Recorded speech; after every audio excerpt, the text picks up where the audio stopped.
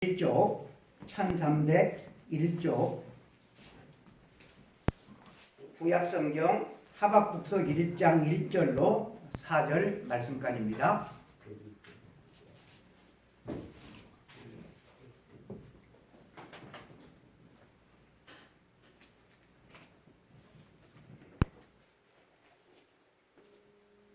다 함께 합독하시겠습니다. 선지자 하박국이 묵시로 받은 경고라. 여호와여, 내가 부르짖어도 주께서 듣지 아니하시니 어느 때까지이리까? 내가 강포로 말미암아 외쳐도 주께서 구원하지 아니하시나이다. 어찌하여 내게 죄악을 보게 하시며 배역을 눈으로 보게 하시나이까? 겁탈과 강포가 내 앞에 있고 변론과 분쟁이 일어났나이다. 이러므로 율법이 해이하고 정의가 전혀 시행되지 못하오니 이는 악인이 의인을 에워쌌으므로 정의가 굳게 행하여 짐이니이다. 아멘. 우리가 읽은 이 말씀을 가지고 씨름하는 자다라고 하는 제목으로 하나님의 말씀을 증거할 때 하나님께서 우리의 마음 가운데 깨닫게 해주시는 큰 은혜가 있기를 바랍니다. 이 하박국서 본문을 2주 전에 이 본문을 그대로 가지고 말씀을 한번 전한 적이 있고, 또 지난주에는 1장부터 3장 말씀까지 전체 살펴보았던 그런 시간들을 가졌습니다. 하박국이 무슨 고민을 하고 있고, 그 고민 때문에 하박국이 어떻게 행동을 했고, 그리고 하나님의 응답으로 말미암아 이 하박국이 어떤 결론에 이르게 되었는가, 우리가 2주에 걸쳐서 말씀을 들었습니다. 우리가 사는 이 세상과 하박국이 살고 있는 그때 2500년 전의 이 세상과 삶의 수준은 어마어마하게 달라졌지만 사람의 본성이 똑같기 때문에 똑같아요. 그래서 그 삶의 환경으로 인하여서 이해할 수가 없어서 하나님께 항변하여서 따져 묻고, 하나님의 침묵이 흐른 뒤에 하나님의 응답이 찾아왔는데, 그 응답으로 말미암아 결국 한숨과 탄식이 변하여서 기쁨과 감사와 찬송이 되었다는 놀라운 복된 결론에 이르게 되었습니다. 여러분, 이 하박국서는 하박국이라고 하는 선지자가 기록한 책인데, 이 하박국서의 내용을 보면 하박국이라고 하는 이 한 사람, 이 사람의 전기가 아니라 모든 초점이 누구에게 맞춰져 있는가 하면 하나님께 맞춰져 있습니다. 하박국을 통하여서 누구를 드러내기 하는데, 하나님을 드러내려고 하는데 이 하박국서의 목적이 있는 것이죠. 그래서 이 하박국을 통하여서 하박국은 우리를 하나님과 연결시키려고 하는 거예요. 하박국의 하나님이 곧 우리의 하나님이고, 우리의 하나님이 곧 내 하나님이 되신다라고 하는 사실을 성경은 우리를 통하여서 가르치고 있는 것입니다. 구약 성경이 여러분 총 39권인데 이 39권 가운데 하박국서는 아주 매우 독특한 방법으로 그 시작을 하고 있어요. 구약에 많은 선지자들이 있는데 이 선지자들이 쓴 선지서들을 우리가 보면 하나님께서 먼저 말을 걸어오셔요. 이렇게 시작을 하고 있죠. 여호와의 말씀이 예레미야에게 임하고 여호와의 말씀이 내게 임하니라. 여호와의 말씀이 부시의 아들 제사장 나 에스겔에게 특별히 임하고 여호와께서 호시아에게 말씀하실 때, 이런 식으로 선지서는 다 시작을 해요. 그러나 하박국서는 하나님의 말씀이 이 선지자에게 임하거나 여호와의 영이 선지자에게 임하여 그가 환상을 보거나 이런 식으로 하박국서는 시작하고 있지 않아요. 다른 선지자들은 하나님께서 먼저 말씀을 시작을 하시는데 이 하박국서는 이 선지자가 먼저 하나님께 말을 걸어요. 그리고 말하는 방식도 아주 특이합니다. 자기 말을 일방적으로 하나님께 막 퍼붓어요. 그것만이 아니에요. 그 일방적으로 퍼붓는 이 말의 내용도 다른 선지서들과는 판이하게 달라요. 하나님께서 주신 말씀을 선포하는 것이 아니고 자기 말을 하고 있어요. 하나님께서 선포하시는 말, 주의 종이 여기 있겠나이다 말씀하옵소서 하는 그런 식이 아니고 이렇게 말하죠. 하나님, 언제까지 이러실 겁니까? 왜 이러실 겁니까? 내가 이미 큰 소리로 알려드렸잖아요. 이렇게 항변하는 말로 시작을 하고 있는 것이 하박국서입니다. 그것도 골방에서 투덜거리며 항변하는 그런 내용이 아니라 정면으로 하나님을 대항하는, 정면으로 하나님을 향해서 불평을 쏟아내는 그런 모습으로 하박국서는 시작을 하고 있어요. 그러니까 하나님을 향해서 덤비는 것이죠. 그래, 어쩔 건데? 말해봐. 이런 식으로 하박국은 하나님을 향해서 그렇게 대들고 있다라고 하는 거예요. 그런데 여러분, 이 하박국이 누구라고요? 선지자다라고 하는 것입니다. 선지자. 이 1장이 그런 내용이에요. 선지자는 하나님께 말씀을 받아서 하나님 편에 서서 하나님의 말씀을 받아서 백성에게 말씀을 전하는 사람이 바로 선지자예요. 그런데 하박국 선지자는 전혀 판이하게 다르게 그렇게 시작을 하고 있어요. 가장 먼저 선지자가 일방적으로 하나님 앞에 불평의 말을 막 쏟아내고 있어요. 1장 내내 백성을 향한 하나님의 말씀을 대언하는 그런 말씀은 없고 계속 하나님을 향하여서 따져 묻는 아주 질책성 질문만 난무하고 있는 것이 하박국서 1장입니다. 하박국이 씨름하고 있는 그 대상, 여러분 하박국이라고 하는 이 하박국 이름의 뜻이 뭔고 하면 씨름하는 자예요. 씨름하는 자. 그러니까 이 하박국이 씨름하고 있는 그 대상이 누구예요? 바로 하나님이에요. 하나님. 그런데 여러분 어쩌면 우리 하나님을 믿는 하나님의 백성들은 씨름하는 자예요. 누구와 씨름하는 자일까요? 하나님과 씨름하는 자예요. 우리가 하나님과 씨름할 수 있는 상대자로 불러주고 인정을 받았다라고 하는 것이 얼마나 여러분 큰 은혜가 되는지 모르겠어요. 선지자 하박국이 하나님 앞에 항변하며 따져 묻는 그 내용은 분명합니다. 하박국이 처해 있는 그 삶의 환경에 하나님께서 무관심하시고 그 삶의 환경을 가지고 하나님 앞에 간절히 기도함에도 불구하고 하나님은 응답하지 않으시기 때문에 그래요. 그런데 하나님의 응답이 임하지 않다가 응답이 왔는데 그 응답 자체도 놀랄 노자예요. 아주 악랄한 갈대아 사람, 다시 말해서 바벨론이죠. 바벨론을 하나님께서 들어서 유다 나라를 멸망시키겠다라고 하는 그 응답이 여러분 왔어요.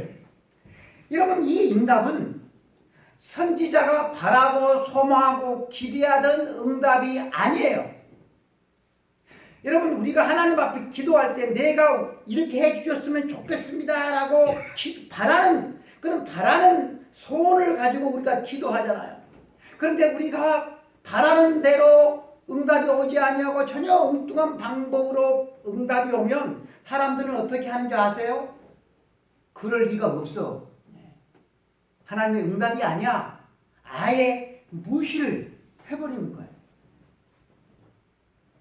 그래서 여러분 이 하박국도 이 응답 때문에 더 하나님 앞에 격렬하게 대들어요.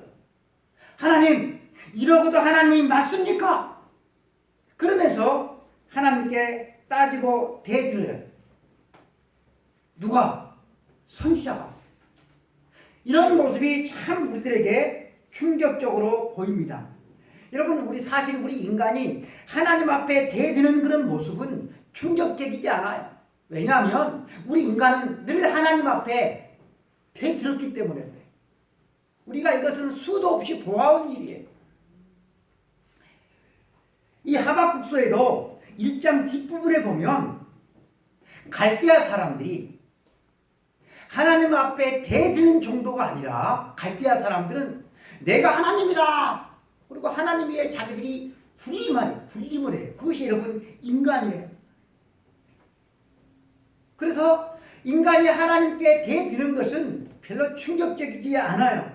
그런데 이 하박국의 모습이 좀 우리에게 충격적으로 다가오는 이유는 이 하박국은 누구다? 하나님의 일을 하는 선지자였기 때문에 그래요. 이러한 하박국의 모습을 우리는 어떻게 이해할 것인가? 이렇게 하박국처럼 하나님 앞에 대들어도 되는가? 이것을 대드는 것을 우리가 어떻게 봐야 되는가? 많은 교인들에게 있어서 이러한 모습은 마땅히 비난받아 마땅한 불신앙적 행위로 사람들이 간주를 합니다. 이런 하박국의 모습을 과연 우리는 어떻게 받아들일 것인가? 이해할 수 없는 일이 일어나고 이 상황을 이렇게 보니까 불만이 있을 수밖에 없어요. 근데 불만이 있는데 아무 일 없는 것처럼 그냥 입 다물고 묵묵히 그냥 받아들이고 있는 것이 그것이 참 신앙의 모습인가? 많은 의심과 회의와 방황이 막 일어나는데 그때 가만히 있어야 되는가? 그것이 신앙인가? 라고 하는 것이죠. 여러분, 신앙은 내 안에 끌어오르는 여러 가지 방황과 의심과 회의를 하나님 앞에 가지고 나와서 하나님 앞에 토해내고 그래서 바른 결론에 이르게 되어지는 것이 이것이 여러분 참된 신앙인 것입니다. 이해할 수 없는 삶의 환경 속에서 하나님 앞에 항변하는 것은 이것은 불신앙적인 행위다. 그렇게 결론을 내리는 것은 이것은 별로 바른 그런 결론이 아닌 것이죠. 하박국 선지자는 그가 살고 있는 그 현실에서 하나님이 선택한 나라이고 백성이고 하나님께서 당신의 선민이라고 불렀잖아요. 그런데 그 나라에서 하나님의 공의와 하나님의 율법이 무시되어지고 제대로 세워지지 않는 그런 현실을 보면서 무척 마음 아파하면서 괴로워합니다. 여러분, 하박국이 살던 시대, 지금 대한민국이 지금 사는 시대는 윤석열 정부가 통치하는 시대예요. 하박국이 살던 시대는 누가 통치를 했는가 하면 요시야 왕으로부터 요야김 왕이 통치하는, 그러니까 주전 6세기 초, 바로 이 시대였어요. 이 시대. 요시야 왕은 여러분 선한 왕이에요. 믿음의 왕이에요. 신앙의 부흥을 일으켜 세웠던 그런 하나님의 사람이에요. 아주 경건한 왕인데, 근데 이 경건한 왕이 갑자기 무기토 전투에서 전사를 해버리고 말아요. 그리고 그 이후에 일어났던 이 요야김 왕은 하나님의 말씀이 기록되어진 두루마리를 쫙쫙 찢어가지고 불살라 버릴 만큼 아주 불신앙적이고 폐역한 왕이었어요. 하박국과 동시대의 선지자가 있었는데 그 사람이 바로 예레미야입니다. 우리가 예레미야를 보면 거짓 선지자들이 거짓 평화를 외치면서 그 거짓 선지자들이 인기를 얻고 종교적 사기가 극에 달았던 그런 시대예요. 하나님의 말씀이 하나님이 아무것도 아닌 것처럼 무시당하던 그 시대, 그 시대가 바로 예레미야의 시대였고 하박국의 시대였어요. 하나님의 존재, 하나님의 율법, 하나님의 공의, 이것이 아무리 눈 씻고 봐도 드러나지 않는 그런 시대였어요. 그 시대를 살아가는 이 하박국이 하나님을 향해서 문제를 제기해요. 그의 문제의 제기가 불신앙적이다, 불경건하다, 그렇게 말을 할 수가 있는가?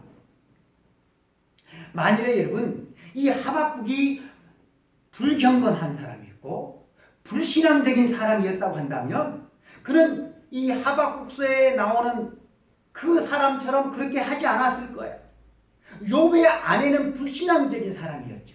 그러니까 욥이 당하는 그 고난을 보고서 속 시원하게 그냥 막 말을 토해버리고 도망가 버리잖아요.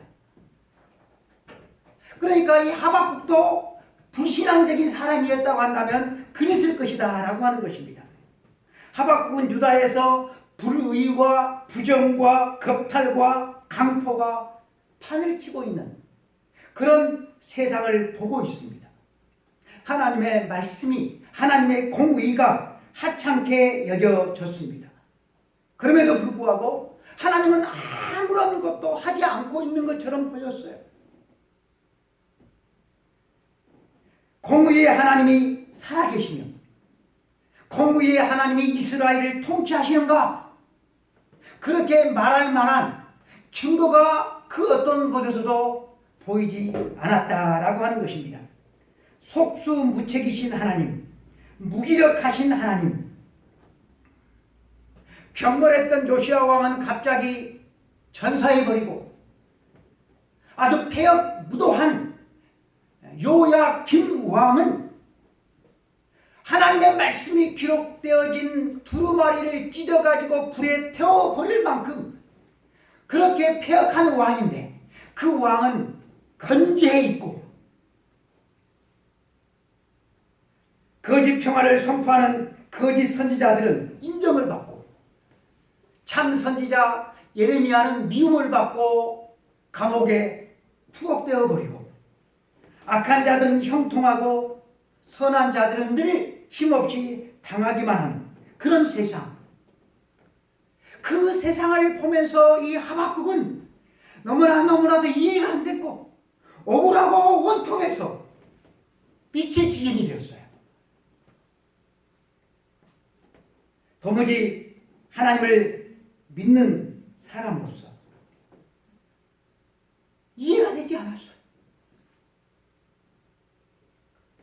그러나 이 경건한 하박국 선지자에게 더 견딜 수 없는 사실이 하나가 있었는데 결국은 그러한 현실 속에서 무시되고 능욕을 당하는 분이 계셨는데 그분이 누구다? 그분이 하박국이 믿는 하나님이 무시되고 하나님이 능욕당하는 그것을 봐야만 하는 것이 이 하박국은 참으로 참을 수가 없었습니다. 그래서 하박국은 그 답답한 심정을 이렇게 토로하죠.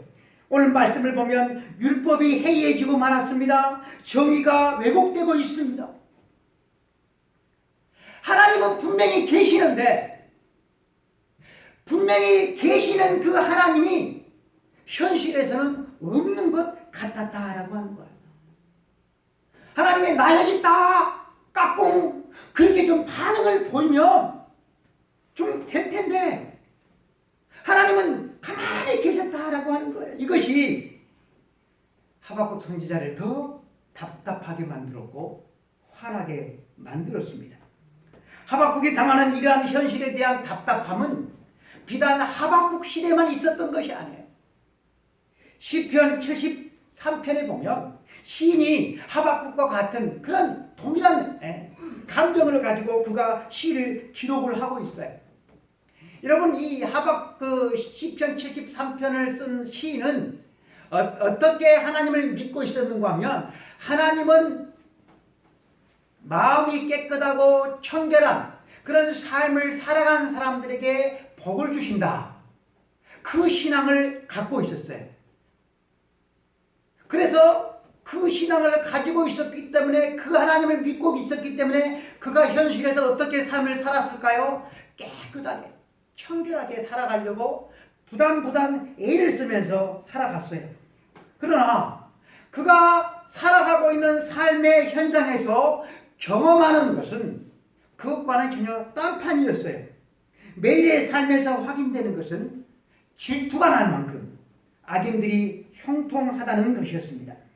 시편 73편 4절로 7절 말씀 보면, 그들은 죽을 때에도 고통이 없고 그 힘이 강건하며 사람들이 당하는 고난이 그들에게는 없고 사람들이 당하는 재앙도 그들에게는 없나니, 그러므로 교만이 그들의 목걸이요 강포가 그들의 옷이며 살찜으로 그들의 눈이 솟아나며 그들의 소득은 마음의 소음보다 많으며, 12절 볼지어다 이들은 악인들이라도 항상 평안하고 재물은 더욱 불어나도다. 못된 짓을 했으면 벌을 받아야 되잖아요. 그런데 그런 것이 없어요. 그러면 죽을 때라도 좀 고생하면서 아주 비참한 모습으로 죽어야 될 텐데, 죽을 때에도 보니까 편안하게 고통도 없이 잘 죽더라라고 하는 거예요. 여러분, 인간은 살아가면서 보통 사람들은 크고 작은 여러 가지 고난들을 겪잖아요. 그런데 이 악한은 그렇게 못된 짓을 하면서도 일반인들이 당하는 그런 삶의 고난도 없는 거예요. 없는 거예요. 그래서 늘 자신만만했어요. 모든 일이 얼마나 술술 잘 풀렸는지 몰라요. 돈벌이는 자기들이 기대했던 것보다 수십 배 돈벌이도 더 잘 돼요. 잘 돼요. 그러니까 이들을 보는 많은 사람들이 저렇게 살아도 되는 거구나 하면서 그들에게 빌붙어 가지고 악을 행하는데 더욱더 용감해졌다라고 하는 것입니다. 시인은 그러한 현실을 놓고서 9절에 이렇게 말을 하고 있어요. 그들의 입은 하늘에 두고 그들의 혀는 땅에 두루 다닌다라고 했어요. 이게 무슨 말인가 하면, 입으로는 하늘을 향하여서 대적하고, 그러니까 하나님을 대적하는 거 입으로, 그리고 땅을 두루 다니면서 악한 말을 막 쏟아냈다라고 하는 것입니다. 그들은 하나님을 능욕하며 비아냥거렸습니다. 어찌 하나님이 알랴? 하나님에게 지식이 있으랴 하면서 하나님의 거룩한 이름을 능욕했다라고 하는 것입니다. 그들은 형통했기 때문에, 모든 일이 스스럼 없이 잘 풀렸기 때문에 그들의 방장과 그들의 악행을 자랑하면서 그렇게 살았다라고 하는 것입니다. 이러한 시대를 살아가는 시인은 자기 자신의 처지를 이렇게 말을 하고 있어요. 나는 종일 재난을 당하며 아침마다 징벌을 받았도다. 마음이 청결한 자에게 하나님께서 복을 베풀어 주신다고 믿고 살았던 이 시인은 실제 삶에서는 전혀 그것이 통하지 않는 것을 목도하면서 살아갑니다. 오히려 현실을 보니까 하나님은 악인들에게 축복을 주시고 마음이 청결한 사람들에게는 재난을 베푸시는 분처럼 보였다라고 하는 것입니다. 이러한 현실에서 시인이 탄식하면서 한마디를 해요. 13절 말씀. 내가 내 마음을 깨끗하게 하며 내 손을 씻어 무지하다 한 것이 실로 헛되도다. 무슨 말인지 알겠어요? 한마디로 말해서 내가 하나님께 속아서 살았다. 나는 헛살았다. 그렇게 탄식했다라고 하는 것입니다. 여러분, 하박국 선지자가 처한 상황도 다르질 않아요. 다르질 않아요. 악인들은 아무런 제재도 없이 오히려 형통하게 잘 살아가요. 의인들은 억울한 일을 당하는데 공의의 하나님은 아무런 조치를 하지 않으셔요. 이 현실이 하박국 선지자를 답답하게 만들었고 화나게 만들었어요. 내가 믿는 하나님은 그런 하나님이 아닌데 왜 현실은 전혀 반대로 돌아가는가? 여러분, 하박국은 단지 악을 일삼는 사람들이 일이 술술 잘 풀리니까 그들이 얄미워서 그들을 시기해서 그들을 향하여서 쏟아낸 분노가 아니에요. 하나님이 다스리는 나라에 하나님의 성품과는 정반대로 이 세상이 돌아가고 있어서 그래요. 하나님의 하나님 되심이 전혀 드러나지 않았기 때문에 그래요. 불의가 파열치는 이 세상에, 이 나라에 하나님께서 좀 어떻게든 좀 이렇게 나타나셔서 하나님의 공의와 하나님의 율법이 존중되어지는 그런 나라가 되게 해주시라고 그렇게 간청하고 있어요. 여러분, 이 하박국 선지자의 간청이 자기 자신의 영달을 위한 것입니까? 자기의 출세를 위한 것입니까? 자기 자식의 출세를 위한 것입니까? 아니에요. 신약식으로 말하면 하나님의 나라와 하나님의 의를 구하는 간청이었어요. 오늘 여러분, 우리가 직면하는 문제도 이와 다르지는 않을 것입니다. 여러분, 우리가 살아온 이 세상은 어떻습니까? 하나님이 계시는 것 같습니까? 어때요? 여러분, 이 코로나 시국을 맞이하면서 얼마나 많은 교회들이 무너져 가고 있는지 모릅니다. 하나님은 교회가 이렇게 무너져 가고 있는 것을 관심을 가지고 계시는 걸까? 하나님이 모르시는 걸까? 우리가 잘못 믿고 있는 것일까?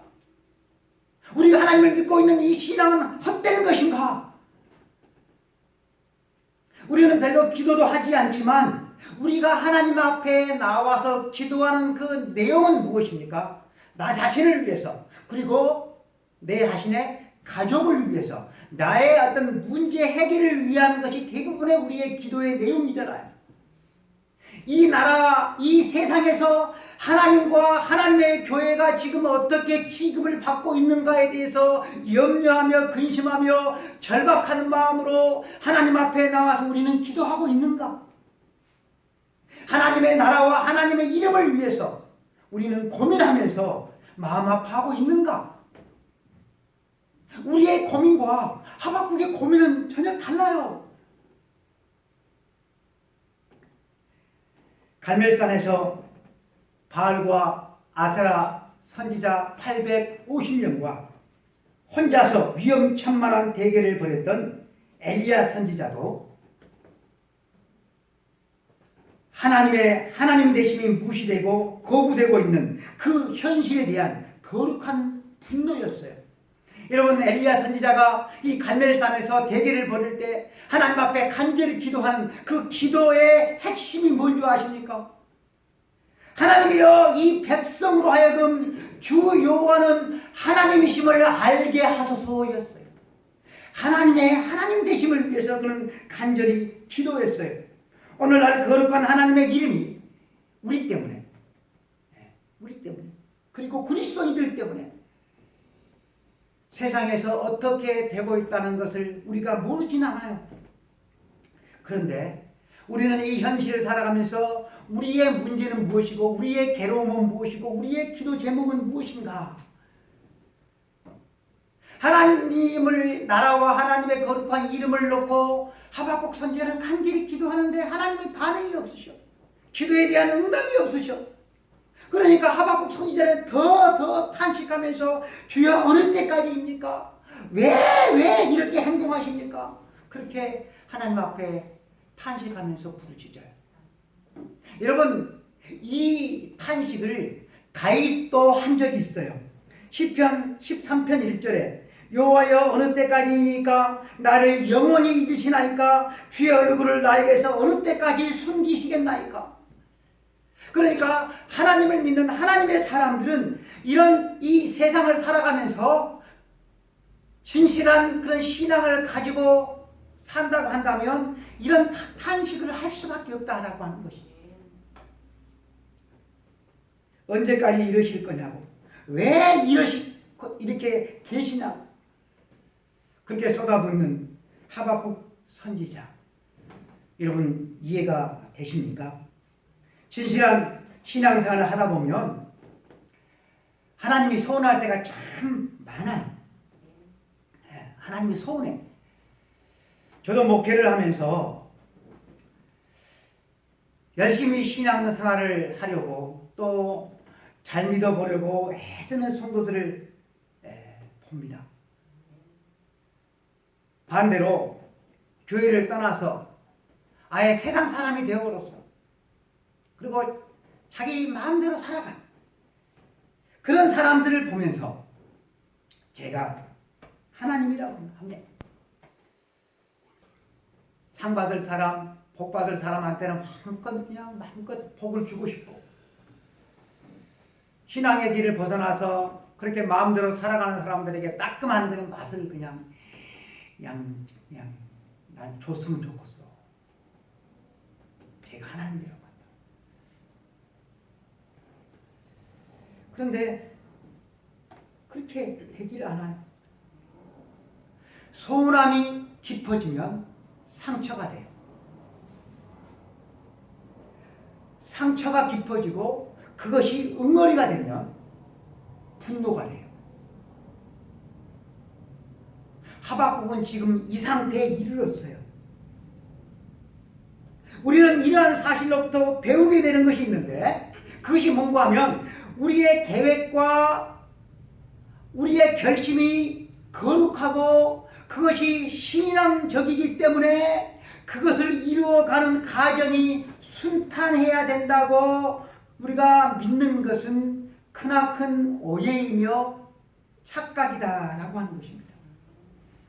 에이, 목사님, 그래도 예수 믿는 사람인데 믿지 않는 사람보다는 사업도 잘 되고 자식도 잘 되고 하는 일이 다 잘 돼야 되잖아요. 여러분 다 그렇게 생각하죠? 새 집사님 그렇게 생각하지 않으세요? 네. 다 그렇게 생각해요. 조 집사님 그렇게 생각하지 않으세요? 네, 다 생각해요. 제발 저도 그렇게 되었으면 좋겠어요. 정말로 그렇게 되었으면 좋겠어요. 그게 소원이에요. 정말로 그렇게 되었으면 좋겠어요. 근데 현실에서는 그렇지 않다라고 하는 거예요. 예수님을 잘 믿기 때문에, 그것이 주의 뜻이기 때문에 일이 잘 풀려야 된다. 그것은 착각이다라고 하는 것입니다. 여러분 사도 바울이 선교의 여정, 그 전도 여행길에 여러분 알잖아요. 사도 바울이 겪었던 것이 뭐예요? 핍박과 매맞음과 굶주림과 헐벗음과 감옥에 갇힘과 이런 말할 수 없는 고난을 겪었어요. 사도 바울이 죄 지으러 갔어요? 아니에요. 주님이 기뻐하시는 일이기 때문에 그 일이 잘 풀리고 순탄해야 된다. 이것은 우리의 생각이지 하나님의 뜻은 아니에요. 순탄한 경우보다 오히려 배배에 꼬이는 경우가 더 여러분 많아요. 그래도 우리가 가는 그 길이, 우리가 하려고 하는 그 길이 주님께서 기뻐하시는 일이라고 한다면, 그것이 주의 뜻이라고 한다면, 그럼에도 불구하고 그 길을 걸어가는 것, 그 일을 지속적으로 하는 것, 여러분 그것이 뭘까요? 그것이 바로 신앙이에요. 아브라함은 75세에 하나님을 만났습니다. 그리고 100세에 그렇게도 오매불망 기다리던 아들을 얻었습니다. 25년 뒤에 아들을 얻었어요. 그런데 20년이 흐른 뒤에 하나님께서 아브라함에게 나타나셔서 아브라함아, 네 아들, 네 사랑하는 독자를 나에게 번제로 바쳐라. 그렇게 하나님 말씀하셨어요. 숱한 고민과 원망과 회의가 순식간에 아브라함을 덮쳐 왔을 것입니다. 하나님이 이러려고 아들을 주셨나? 그러나 자기 목숨보다 귀한 아들을 번제로 드리라는 이 하나님의 명령에 순종하기로 결정을 내리고 아침 일찍 이삭과 함께 번제로 드릴 산으로 떠났습니다. 하나님께서 정해주신 그 장소는 3일 길이었어요. 근데 3일 내내 그 길을 걸어가는데 하나님은 아무런 말씀도 없으셔요. 아들을 데리고 모리아 산으로 올라가는 중에서도 하나님은 아무런 말씀을 없으셔요. 아들 이삭 손발을 묶고 제단을 나무로 쌓고 그리고 그 나무 위에 아들을 올려놔도 하나님은 아무런 말씀이 없으셔요. 칼을 들어서 이삭을 치려할 때 그때 하나님께서 말씀하셔요.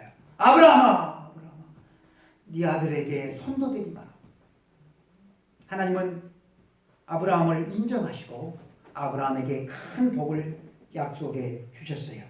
여러분, 아브라함이 3일 길을 걸어갔던 그 길을 우리는 신앙의 길이라고 불러요. 고난의 길이라 쓰고 읽기는 신앙의 길이라 읽는다. 여러분, 우리 신자의 길은 고난의 길이에요. 고난의 길. 그 고난의 길을 묵묵히 걷다가 어느 길목에서 주님을 얼굴과 얼굴로 맞대게 되는 날이 있을 거예요. 그때 그것이 우리의 상급이고 우리의 기쁨이고 우리의 면류관이 되는 거예요. 뻘짓거리 하다가 불신앙의 길을 걷다가 방황하다가 주님을 만나면 그것은 부끄러움이에요. 수치예요.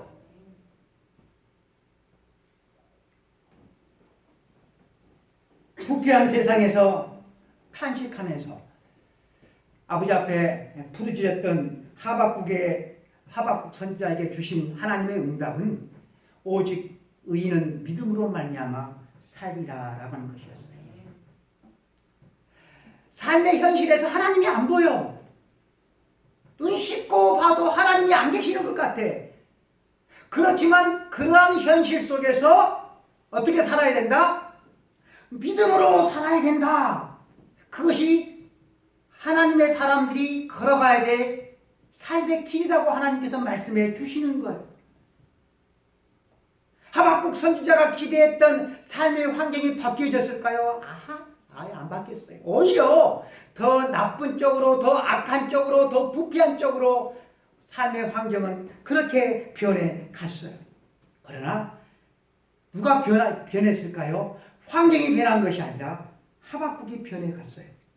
눈앞에 펼쳐지던 현실에 분노하던 이 하박국은 3장에 가서 보면 그 참혹한 현실의 한복판에서 여호와로 인하여서 즐거워하고 기뻐하고 찬송하는 그 하박국을 우리가 만나게 되어집니다.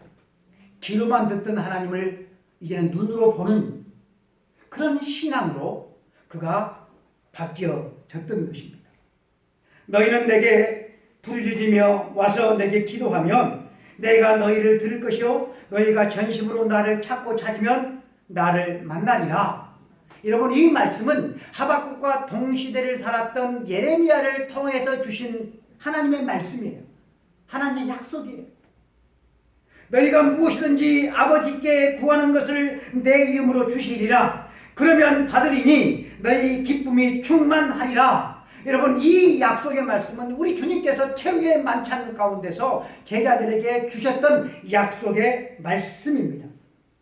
그러나 여러분, 이 말씀이 있는데, 이 약속이 있는데 우리의 현실에서는 이 말씀이 거짓말처럼 여겨지는 경우들이 너무나도 여러분 많다라고 하는 것입니다. 하나님이 이렇게 기도하면 반드시 응답해 주신다고, 좋은 곳으로 주신다고 약속했으니 기도해, 말씀을 믿어, 너 의심하는 거야. 그렇게 따져들면 그 사람이 섭섭한 거예요.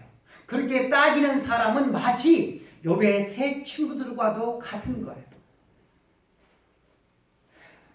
응답이 없을 때 답답한 상황이 계속 지속될 때가 더 많아요. 여러분, 우리 주변에서 그런 사람이 있다고 한다면 기도해. 하나님이 기도하면 응답해 주신다고 했어. 그렇게 말하는 게 아니에요. 그때는 여러분 어떻게 해야 될까요?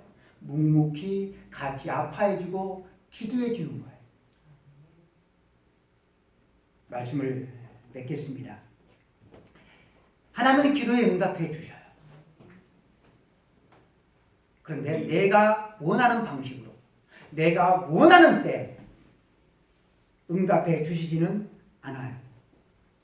반드시 하나님은 응답해 주십니다. 구하라 그리하면 받으리니 너희 기쁨이 충만하리라. 여러분, 우리 신앙인들은 씨름하는 사람입니다. 씨름하는 사람. 우리는 씨름하는 사람으로 부름을 받았어요. 야곱과 하박국이 하나님과 씨름했잖아요. 그렇듯이 우리도 하나님과 씨름해야 돼요. 씨름해야지 우리가 살아갈 수가 있어요. 그렇게 씨름해야지. 탄식하고 왜 이렇게 일이 안 풀립니까? 답답해 죽을 지경입니다. 내가 하나님을 헛믿은 것입니까? 그렇게 탄식하던 그 삶의 환경 속에서 어떻게 될까요? 내가 그럼에도 불구하고 나는 믿음으로 살아야 해. 여호와 하나님으로 나는 기뻐하고 즐거워할 거야. 이런 하나님의 사람으로 여러분 성숙되어져 가는 거예요. 그 믿음의 길을 걷다가 우리 모두가 다 우리 주님을 얼굴과 얼굴로 맞대어 보게 되는 귀한 축복을 받기를 축복합니다. 기도하겠습니다. 하나님 아버지, 다윗이 경험했던 세상, 하박국이 경험했던 세상, 예레미야가 경험했던 세상, 시편 73편의 시인이 경험했던 세상, 그리고 우리가 경험하고 살아가는 세상은 다르지 않습니다. 다른 것은 우리가 경험하는, 우리가 살고 있는 이 현실 속에서 우리는 침묵으로 일관하고 우리는 아무 일도 없는 것처럼 묵묵히 그냥 넓은 세상길을 세상 사람들처럼 세상 것을 추구하며 살아가는 것만 다른 것 같습니다. 하나님, 야곱이 하나님과 씨름했듯이, 하박국이 하나님과 씨름했듯이, 다윗이 하나님과 씨름했듯이, 예레미야가 하나님과 씨름했듯이 저희들도 현실을 살아가면서 하나님과 씨름하는 사람들을 되어줄 수 있도록 도와주시고, 결국은 구원의 하나님을 인하여서 기뻐하고 감사하며 노래하며 살아갈 수 있는 하나님의 거룩한 백성들 되어줄 수 있도록 도와주옵소서. 우리 주 예수 그리스도의 이름으로 간절히 기도드리옵나이다. 아멘. 지금은 우리 주 예수 그리스도의 은혜와 하나님 아버지의 크고 크신 사랑하심과 성령님의 감동감한 역사 충만하심이 쓰라리고 고통이 많은 이 현실 속에서 이 현실 때문에 아파하지만 그러나 구원의 하나님을 믿고 믿음으로 살기를 발버둥치며 고민하며 주의 이름을 부르며 그렇게 살아가기를 원하는 우리 모든 성도들 머리머리 위에, 가정 위에, 하고자 하는 그런 모든 일들 위에, 연약해진 우리 성도들을 위해, 전 세계 모든 주의 이름을 부르는 교회들 위해 이제로부터 영원까지 함께 있을지어다. 아멘.